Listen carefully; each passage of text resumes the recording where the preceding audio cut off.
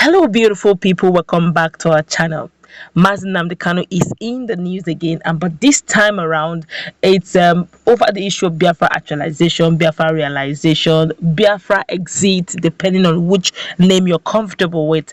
And there's this general saying, a lot of persons have been saying that Biafra movement, Biafra actualization is a spirit move. A lot of persons also tend to doubt it. But with this news, you may want to agree with them, and maybe also with me, that this move may actually be more spiritual than physical. And of course, there's this general saying that whom the elders love, they chastise, as in whom the elders love, they reprimand. And it looks like Nnamdi Kanu may get a little bit of reprimand here and there, but all in love. Okay, as one or two, elder statesmen and one or two spiritual men, clergymen have decided to call him not just like just the Moses, but also as a son. A lot of things they actually said, and I would also like to share with you. But before we go into the news proper, if this is your first time on seeing this channel, please kindly subscribe to our channel by clicking on the red subscribe button. Beside it, you will see a bell notification icon. Please go ahead, click on it to get notified as soon as we update our channel on YouTube. Well, this is actually an important and urgent message to Nnamdi Kanu by Father A.N. Abiogum CM. Well, it started with, I greet you, Nnamdi Kanu. Indeed, I must confess that your quest for the freedom of Biafra is second to none. Your love for the truth and sense of justice is highly remarkable and recommendable. I agree. As a priest and prophet of God, I speak the truth without fear or favor. When it is good, I say it, and when it is not, I say it as the Lord lays it in my heart.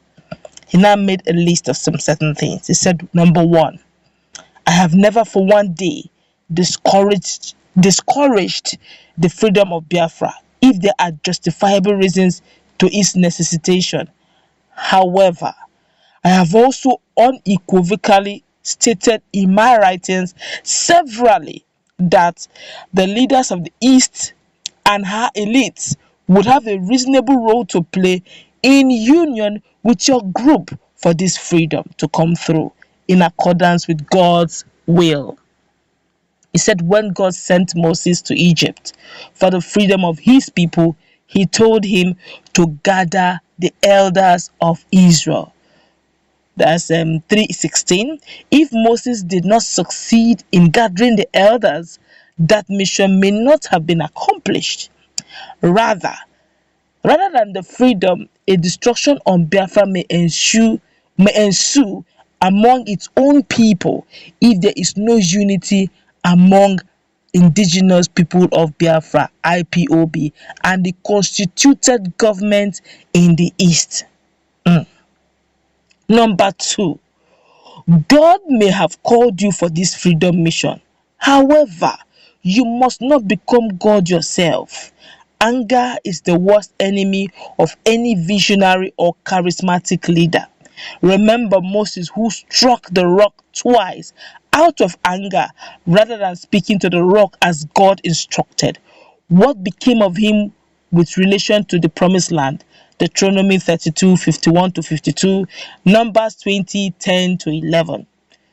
He said, I saw a live broadcast video of yours on the 8th of March 2021, in which you made an unnecessary and derogatory utterances to placing a curse in public on a Catholic bishop if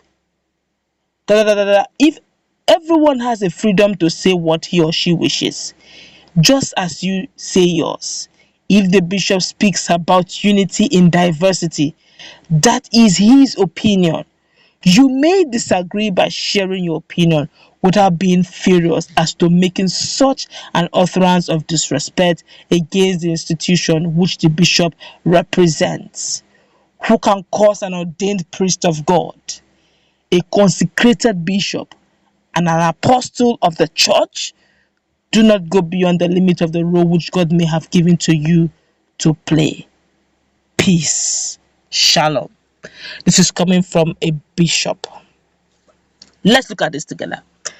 Let's quickly analyze this. Now, to start with, I may not be privy to that particular video, but he actually mentioned the date, which is on the 8th of March 2021. I'll quickly go into that and watch it. I'll probably bring it to you later on. But let's look at what he, the analysis, the points he portrayed. Let's start with the number one. He said, work with the constituted authority, that's the government constituted authority in the East.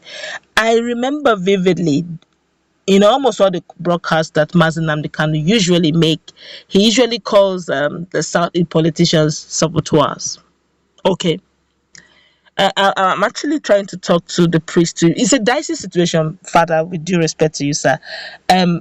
Looking at the scenario, Eastern Security Network was created by Nnamdi Kanu with one purpose, at least the one we all know. He made public, is to protect the lives and properties of the people of the old Eastern region. Okay, now it was created. Now the government of the day said that that's parallel security because it's not constituted or it's not being created by constituted authority. Hence, it is not recognized. It was now seen as not a recognized security group. For that reason, in Olu, Imo State, the governor of Imo State, that's a Governor Hope Uzodinma, had to bring in intel military assistance to help him identify where ESN were living or where the bushes they were staying in and to flush them out. Now you said we should carry them along. Now, if he's to carry them along, he may need to come to the same table, all right, and dialogue with them or talk to them his plans per time, what he wants to do with the actualization of Biafra. Now, with what has gone, do you honestly think that if Nnamdi Kanu keeps telling them per time every action he wants to take, don't you think that the government he is trying to liberate Biafrans, quote unquote, from will get to have intel or first-hand knowledge of his next move and probably stop him from doing it? Don't you also think that even the government that proscribed the indigenous people of Biafra, that's IPOB, if hearing that the constituted authority in the Southeast are now partnering with Nnamdi Kanu, don't you think that the government will frown at, will now call their action a treasonable felony because they're actually working with people they have proscribed? At the end of the day, they may be seen as the enemy of the state, as the governors of Southeast may be seen as the enemy of the state if they are now seen publicly as collaborating with Nnamdi Kanu, whom they have proscribed for, according to them, treasonable felony. Okay, working against the state. So that means not only Nnamdi Kanu will be proscribed, even the Southeastern governors will be seen as enemy of the state. So at the end of the day, it will be a defeated issue. Okay, and this whole issue of the Igbos, of the politicians, Southeastern politicians, vying to look for political appointment or presidency 2023 will be defeated. So you just see that in Nnamdi Kanu's case, it's a very dicey situation. Yes, he said something about him not cursing the man of God, but let's meet in that conversation. Time is fast spent. What's your take on what the Reverend is talking about? Let's interact.